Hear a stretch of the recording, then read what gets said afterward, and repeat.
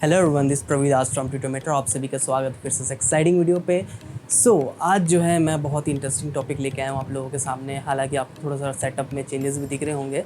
तो हम लोगों ने जो है सेटअप को बनाया है खासकर आप लोगों के लिए, क्योंकि हम लोग जो है ऑलमोस्ट 14,000 सब्सक्राइबर्स जो है वो क्रॉस कर चुके हैं। और ये बहुत अच्छी बात है आप लोगों के लिए भी, हमारे लिए भी, क्योंकि जिस तरह से हमारा बेस बढ़ रहा है उस तरह से जो है हमें मोटिवेशन भी मिल रहा है कि हम आपके लिए जो है नए नए कंटेंट्स लेके आए।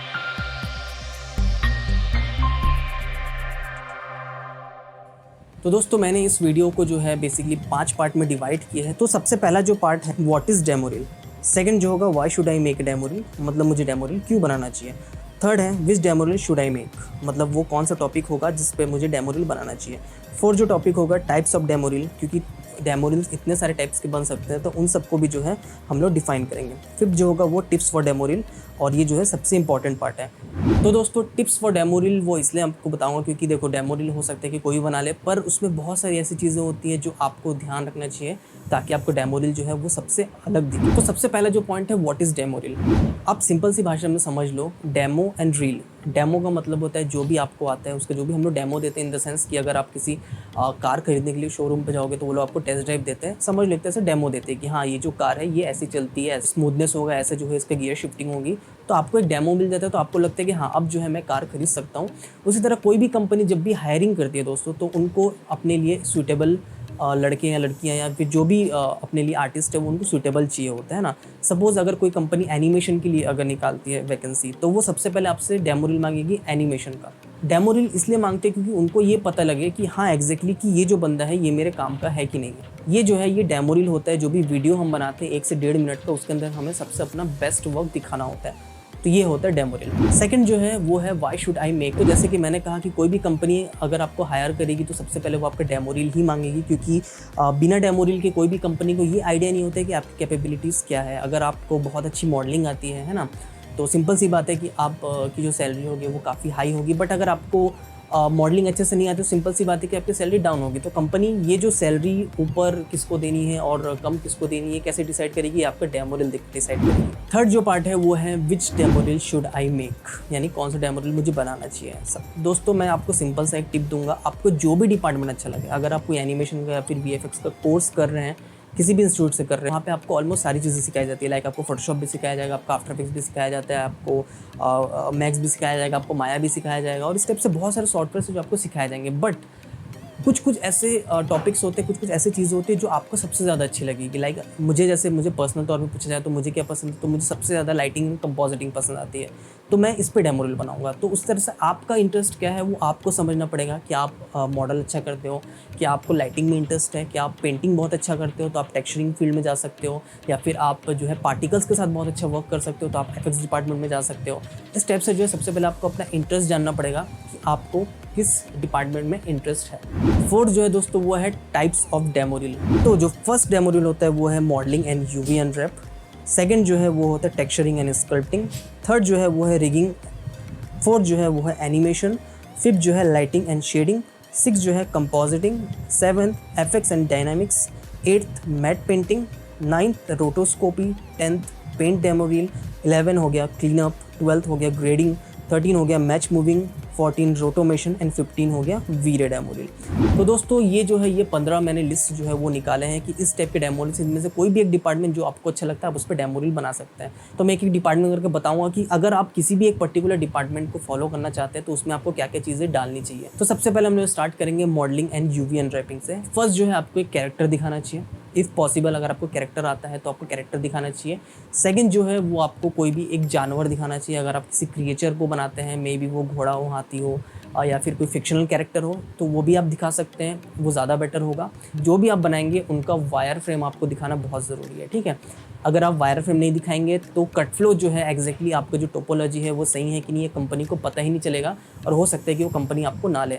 तो ये 3 चीज़ें आपको दिखानी बहुत ज़रूरी है। फोर्थ जो चीज़ है वो होती है शेडिंग, यानी आपको 2-3 शेड्स में उसको दिखाना है। फर्स्ट ऑफ ऑल आप जो है एक ब्लैक एंड वाइट में दिखा दो मॉडल, जो भी आपके पास मॉडल है वो ब्लैक एंड वाइट में दिखा दो, या तो आप उसको ऑक्लूजन पास जो होता है उसमें दिखा दो। तो उसमें क्या होगा कि थोड़ा सा हेल्प मिल जाता है ये पता करने में कि जो शेप आपने बनाया वो शेप कैसा है। एक जो लास्ट चीज़ है दोस्तों वो आपको और दिखानी है, जब भी आप कोई भी मॉडल कीजिए तो उसका यूवी अनरैप करके दीजिए और वो भी प्रॉपर्ली, ठीक है। वो इसलिए क्योंकि जब भी कोई भी मॉडलिंग आर्टिस्ट जो है वो मॉडल बनाता है तो अनरैप जो है वो भी उसी को करना पड़ता है ना। तो अनरैप से ये भी समझ में आ जाता है कि आपने जो भी मॉडल बनाया है क्या वो बहुत कॉम्प्लेक्स है या फिर बहुत ही सिंपल है। जितना आपका यूवी आपका सिंपल दिखेगा उतना ही ज़्यादा सिंपल आपका मॉडल होगा, उतने ज़्यादा चांसेस है कि आपको जो है जॉब मिले।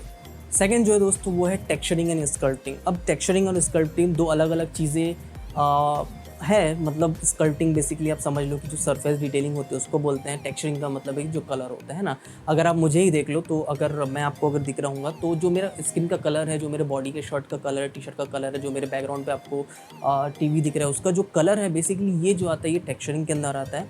एंड स्कल्पटिंग के अंदर कौन सी चीज़ें आती है, लाइक यहाँ पे अगर अपना हाथ आप देखोगे पाम में तो यहाँ पे आप देखोगे लाइन्स है, या फिर यहाँ पे जो देखोगे ये सारे लाइन्स है।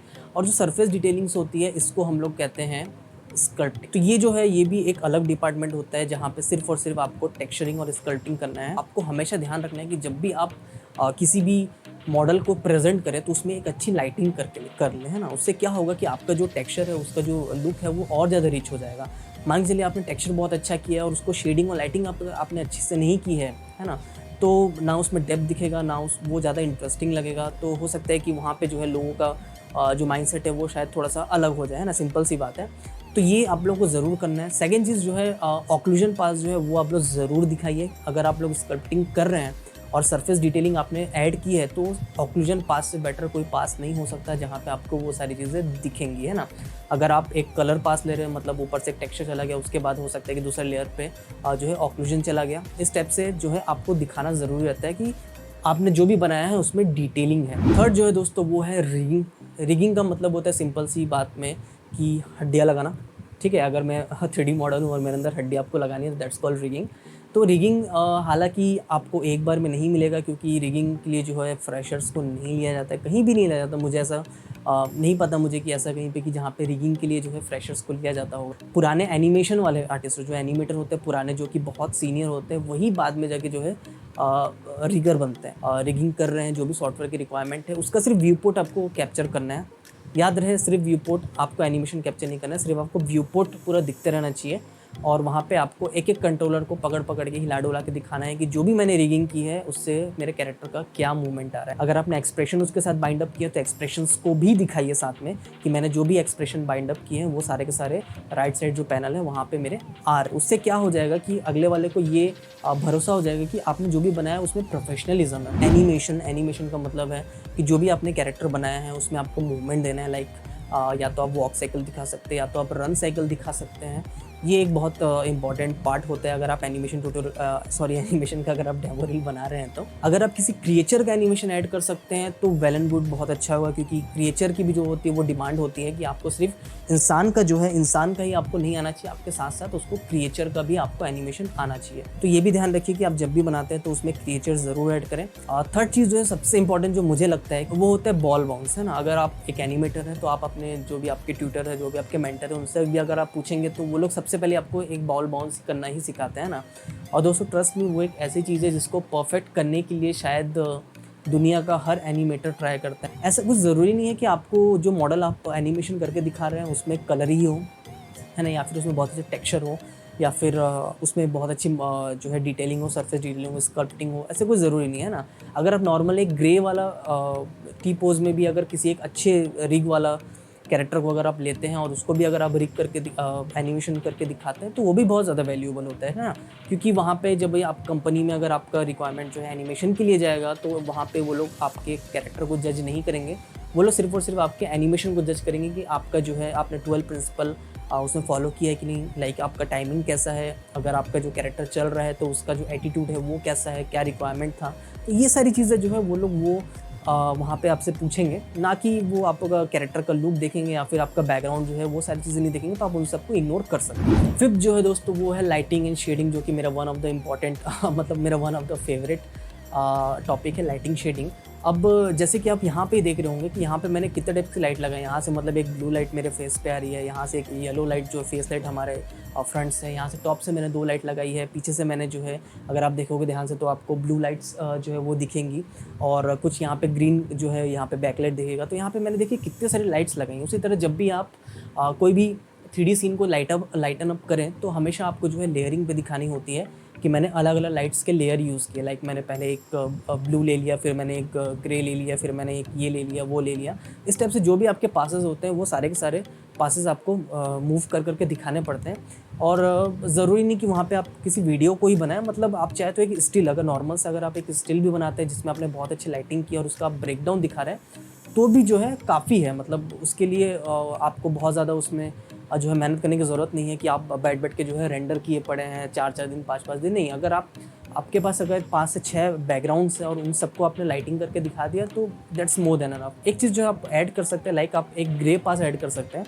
मतलब जब आपकी पूरी लाइटिंग हो जाए तो एक आप ओवरराइड मार सकते हैं ग्रे का, जो भी आपकी लाइटिंग है वो कैसे जो है आपके मॉडल के साथ कैसे रिएक्ट कर रही है, मतलब कहीं पे ओवर एक्सपोज या फिर कहीं पे अंडर एक्सपोज तो नहीं हो रहा है। तो ये एक बहुत अच्छी चीज़ है। डिफरेंट सिनेरियो को लाइट ज़रूर करें, मतलब कि अगर आप एक नाइट सीन दिखा रहे हैं, है ना, तो ट्राई कीजिए कि नाइट वाला सीन जो है उस पर जितने हो सके उतने ज़्यादा पासेस आप ऐड करें। अगर आप डे का सीन दिखा रहे हैं, क्योंकि डे में बहुत ज़्यादा पासेस की ज़रूरत तो नहीं पड़ती है, बट अगर आप डे कर रहे हैं तो डे का भी जो है एक अलग से आप बनाएंगे। तो जब आप वेरिएशन देंगे अलग अलग, मतलब कि अगर कंपनी को ये पता चलेगा कि मैं जो है डे भी लाइट कर सकता हूँ, मैं नाइट को भी लाइट कर सकता हूँ, मैं इंटीरियर भी लाइट कर सकता हूँ, मैं एक्सटीरियर भी लाइट कर सकता हूँ, मैं एक रफ सीन जो है उसको भी लाइट कर सकता हूँ, मैं एक एबेंडन्ड अगर मेरा इन्वायरमेंट है मैं उसको भी लाइट कर सकता हूँ, तो कंपनी को ये जजमेंट देने में बहुत ईजी होगा कि वो आपको रखे कि ना रखें।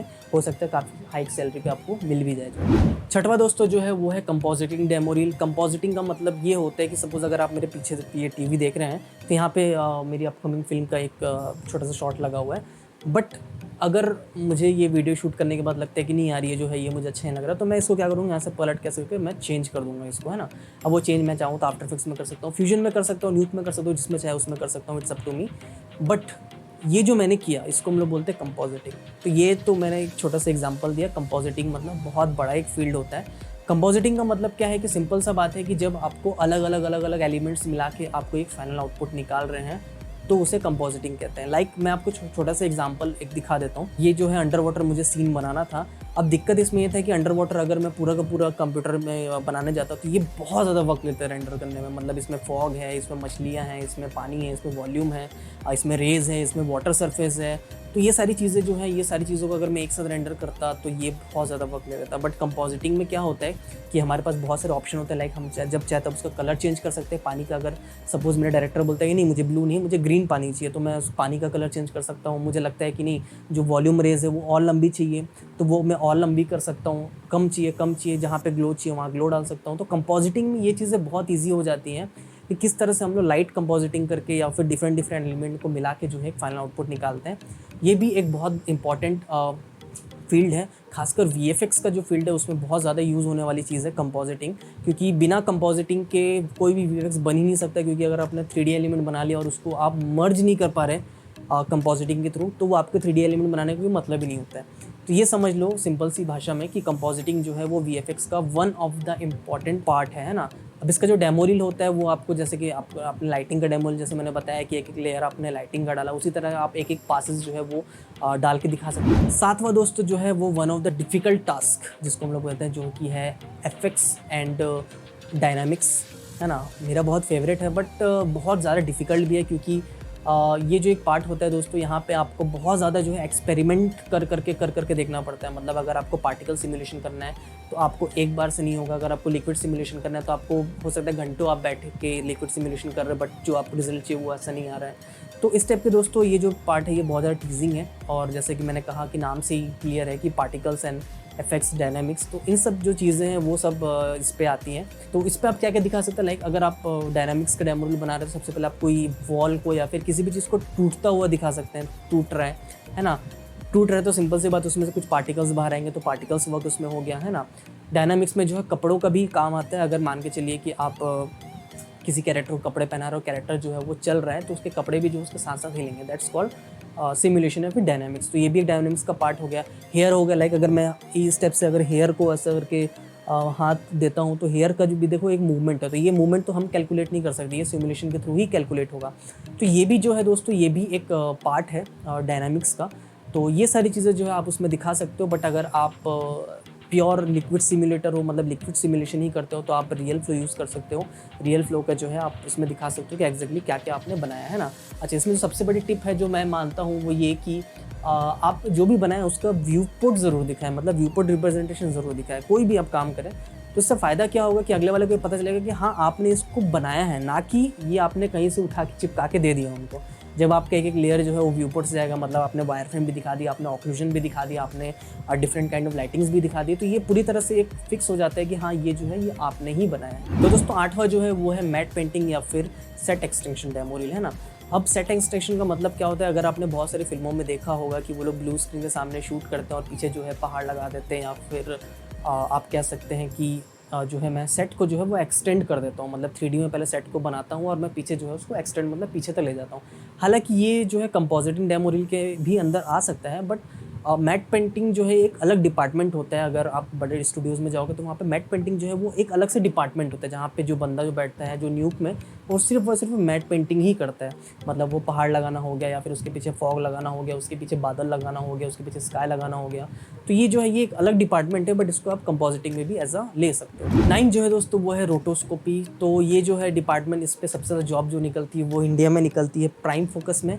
अगर आप प्राइम फोकस ज्वाइन करते हो तो वहाँ पे जो है आपको स्टार्टिंग सैलरी 6 से 7 हज़ार रुपये मिल जाती है। वहाँ पे आपको दिन भर बैठ के कुछ नहीं, आपको वहाँ पे दिन भर बैठ के सिर्फ रोटोस्कोपी ही करना है। तो रोटोस्कोपी में जब आप दिखाएं तो 2-3 चीज़ें आपको दिखानी पड़ती है। फर्स्ट ऑफ ऑल कि जब भी आप रोटोस्कोपी करें तो उसके ऊपर जो है एक मास्क लगा दें, लाइक उसको आप मल्टीप्लिकेशन कर दें उस कलर को, लाइक आप रेड दिखा दें, ब्लू दिखा दें, कुछ भी आपको दिखाना है वो आप दिखा दें, ताकि ये प्रूफ हो जाए कि आपने उसको रोटोस्कोपी किया है। सेकंड जो है आपको शेप दिखाने बहुत ज़रूरी है। जो भी आपने शेप बनाया उसमें हर एक शेप में जाके आप स्ट्रोक डाल दीजिए 4 पिक्सल 5 पिक्सल का डिफरेंट कलर के, और आप वो दिखा दीजिए, तो उससे भी ये प्रूफ हो जाएगा आपने बनाया है। थर्ड चीज़ जो है वो आप बैकग्राउंड जो भी जिसको भी आप कट कर रहे हो उसको अलग से दिखा दीजिए, मतलब कि बैकग्राउंड उसका ब्लैक रहे या फिर वाइट रहे या फिर ट्रांसपेरेंट रहे, और फ्रंट में जो है जो भी बंदा है या फिर बंदी है, लड़का लड़की, जिसको भी आप रोटो कर रहे हैं वो फ्रंट में जो है वो चलता रहे या फिर दौड़े, जो भी मूवमेंट है वो ऐसा करें। तो एक और चीज़ आपको ये दिखानी पड़ेगी वो है मैट, यानी black and white matte. Background जो है वो रहेगा ब्लैक और जो भी आपने रोटो किया होगा वो होगा वाइट, है ना। तो ये 3 से 4 चीज़ें जो दोस्तों आपको अपने डेमो रील में दिखानी ही चाहिए। इसी से पता चलेगा कि हाँ आपने जो है रोटोस्कोपी ठीक से की है। 10वां नंबर दोस्तों जो है वो होता है पेंट डेमो रील। पेंट और क्लीनअप ऑलमोस्ट सेम है, मतलब सेम ही डिपार्टमेंट में आते हैं, पर मैंने इसको अलग अलग रखा है, पेंट और क्लीनअप। हालांकि मैं दोनों को एक साथ ही बता दे रहा हूँ। पेंट और क्लीनअप का मतलब ये है कि जो भी आपके सीन में डिफरेंट चीज़ें हैं, अगर आपको उनको हटाना है, रिमूव करना है, तो ये पेंट क्लीनअप बहुत ज़्यादा यूज़ होता है। लाइक अगर आपने हॉलीवुड या बॉलीवुड में देखा होगा, अगर आपने मेकिंग देखा होगा, तो वहाँ पे आप जरूर देखेंगे कि जो एक्टर्स हैं वो वायर्स लगाए हुए होते हैं ना, और वायर्स के थ्रू ही जो है वो उड़ते हैं, कूदते हैं, जैसा भी उनको करना है वो वहाँ पे करते हैं। अब बात ये है कि वायर्स तो हम लोग कैमरे पे दिखा नहीं सकते, तो उसको हमको क्या करना पड़ेगा, उसको हमको पेंटिंग करके या फिर क्लीनअप करके उसको हटाना पड़ेगा, है ना। तो इस टाइप से क्लीनअप के काम दोस्तों हर फिल्म में होते हैं, बहुत ज़्यादा होते हैं। हालांकि इसकी सैलरी बहुत ज़्यादा तो नहीं होती है, बट स्टार्टिंग के लिए ठीक ठाक है। 12वां नंबर जो है दोस्तों वो है ग्रेडिंग डेमो रील। तो ग्रेडिंग जो है, ग्रेडिंग हालांकि VFX का पार्ट तो नहीं है, बट आप चाहो तो इसमें बना सकते हो, क्योंकि ग्रेडिंग जो है वो या तो आप रिजॉल्व में करोगे या फिर आप बेस लाइट में करोगे। अगर आपके कलर करेक्शन आपका बहुत अच्छा है, आपका कलर कॉन्सेप्ट बहुत अच्छा है, अगर आपका जो विजन है कलर को लेके वो आपका बहुत अच्छा है, तो मैं आपको रिकमेंड करूँगा कि आप लोग ज़रूर जो है ग्रेडिंग के ऊपर भी अपना डेमो रील आप लोग बना सकते हैं। तो ग्रेडिंग का भी जैसे कि मैंने कहा कि हम लोग एक एक लेयर करके दिखाते हैं। लाइक फर्स्ट वाला लेयर जो गया वो कॉन्ट्रास्ट का लेयर चला गया, दूसरा जो लेयर चला गया वो सैचुरेशन का चला गया, तीसरा जो है आप स्किन टोन मिला दिए, चौथे में जो है टेम्परेचर मिला दिए। इस टाइप से 5, 6, 7 या फिर जो भी आपके इफेक्ट आपको लगना है कि हाँ ग्रेडिंग के लिए सारे इफेक्ट चाहिए, तो वो सारे इफेक्ट जो है आप एक एक करके उसके ऊपर से चला के जो फाइनल आउटपुट दिखा सकते हैं ना। ग्रेडिंग में दोस्तों हमेशा आपको ध्यान रखना है कि 2 चीज़ आपको दिखानी है। फर्स्ट ऑफ ऑल ब्रेकडाउन, जैसे कि मैंने आपको कहा कि एक एक लेयर जो है उसके ऊपर से गया, तो ये ब्रेकडाउन हो गया। सेकंड जो चीज़ है आपको बिफोर एंड आफ्टर ज़रूर दिखाना है। तो दोस्तों 13 नंबर जो है वो है मैच मूविंग डेमो रील। अगर आपको मैच मूविंग का मतलब नहीं पता तो मैं छोटा सा एग्जांपल आपको समझा देता हूँ। सपोज अगर आपने ऑन सेट, अगर आपका कैमरा मूवमेंट हो रहा है और उसमें आपको VFX करना है, तो सेम कैमरा मूवमेंट जो ऑन सेट हुआ है वो हम लोगों को जो है डिजिटल कैमरा में कन्वर्ट करना होता है। तो ये जो प्रोसेस है इसको हम लोग बोलते हैं मैच मूविंग या फिर कहते हैं 3D ट्रैकिंग। तो इसके लिए भी जो होते हैं दोस्तों वो अलग अलग आर्टिस्ट होती है। ये भी एक तरह की ट्रैकिंग ही है। पहले हम लोगों को 2D पॉइंट्स को ट्रैक करना पड़ता है सॉफ्टवेयर में। उसके बाद सॉफ्टवेयर जो है वो हम लोग को सारी चीज़ें कैलकुलेट करके देता है कि कौन सा ऑब्जेक्ट कितने दूरी पे है कैमरा पे, कैमरा का मूवमेंट कैसा है, जूम है, फोकस है, ये सारी चीज़ें हम लोग उसमें बता सकते हैं। और बताने के बाद जो फाइनल आउटपुट हमारे पास आता है उसको हम लोग कहते हैं मैच मूविंग। तो इसके लिए भी एक अलग से आर्टिस्ट होते हैं जो सिर्फ और सिर्फ ट्रैकिंग करके कैमरा का मूवमेंट जो है उसको सॉल्व करता है। तो मैं कहूँगा 3-4 चीज़ें जो आपको ज़रूर ऐड करना। फर्स्ट ऑफ ऑल एक जो है जिसको हम लोग कहते हैं बर्ड्स आई व्यू, यानी कि अगर आपने ड्रोन से किसी भी फुटेज को कैप्चर किया है तो उस टाइम जो है आपको बर्ड्स आई व्यू मिलेगा। तो उसको जो है आप ज़रूर ट्रैक करके दिखाइए वहाँ पे कि किस तरह से आप बर्ड्स आई व्यू को ट्रैक कर, जो कि सबसे ईजीएस्ट होता है। उसके बाद आप एक जूम शॉट ले सकते हैं, मतलब कैमरा लेंस अगर जूम हो रहा है, लाइक आपका जो कैमरा है पहले 18mm था और 18mm से वो 50mm में जा रहा है, तो ये जो ट्रैकिंग है मतलब फोकल लेंथ की ट्रैकिंग है, इसको भी चाहे तो आप उसमें दिखा सकते हैं ना। तो ये दूसरा टाइप का हो गया। तीसरा टाइप का जो है वो हो गया बहुत ही जिगजैग मूवमेंट, मतलब अगर ये मेरा कैमरा मान के चलिए तो ये एकदम ऐसा जिगजैग मूवमेंट हो रहा है। ये जो मूवमेंट है इसको भी आपको जो है सॉल्व करके वहाँ पे दिखाना है ताकि अच्छा वहाँ पे आप आउटपुट मिले। जितना कॉम्प्लेक्स शॉट जो है वो आप वहाँ पे मैच मूविंग करके दिखाएंगे अपने डेमो रील में, सिंपल सी बात है कि आपके जॉब लगने के चांसेस उतने ज़्यादा होंगे। 14 जो है दोस्तों ये भी बहुत एक डिफिकल्ट टास्क है। ये भी एक तरह समझ लीजिए कि एनिमेशन से ही रिलेटेड है, बट रोटोमेशन जो है वो थोड़ा सा अलग होता है। अब कैसा अलग होता है, अब सपोज़ मान के चलिए कि मैं एक कैरेक्टर हूँ, है ना, और मुझे यहाँ पे दिखाना है कि कुछ मेरे टैटू लगा हुआ, कुछ भी लगा हुआ है और ये थ्रू आउट द फिल्म मुझे करना है। तो उस कंडीशन में क्या होगा कि मुझे मेरा जो है 3D मॉडल बनाना पड़ेगा, और जैसे जैसे मेरा हेड मूवमेंट हो रहा है वैसे वैसे 3D मॉडल का भी हेड मूवमेंट होना पड़ेगा। मैं आगे करूँ, पीछे करूँ, लेफ्ट राइट करूँ, जैसा भी करूँ तो वैसा मूवमेंट सेम टू सेम जो है मुझे 3D मॉडल पे डालना पड़ेगा। और ये जो हम लोग कॉपी करते हैं इंसान का मूवमेंट को 3D मॉडल पे, इसको हम लोग कहते हैं रोटोमेशन, है ना। हालांकि ये भी बहुत डिफिकल्ट पार्ट है और ये भी जो है सीनियर्स लोग ही करते हैं, मतलब जो सीनियर एनिमेटर होते हैं, जो एनिमेटर बहुत सालों से काम करे, लाइक 5 साल 7 साल से काम करे, वही लोग जो है आगे जाके रोटोमेशन आर्टिस्ट भी बनते हैं। Last but not the least जो मुझे लगता है कि सबसे इंपॉर्टेंट है वो है रेंडरिंग डिपार्टमेंट। हालांकि लाइटिंग और रेंडरिंग डिपार्टमेंट दोनों को साथ में मिलकर ही काम करना पड़ता है, बट अगर आप एक वीरे आर्टिस्ट बनना चाहते हैं तो आपको बनाना पड़ेगा अपना वीरे का डेमो रील, है ना। अब ये वीरे का डेमो रील क्या है दोस्तों, देखो आज से काफ़ी साल पहले जब ये वीरे का जो सॉफ्टवेयर है, अगर आपको वीरे के बारे में नहीं पता उसके बारे में वीडियो डालने वाला हूँ।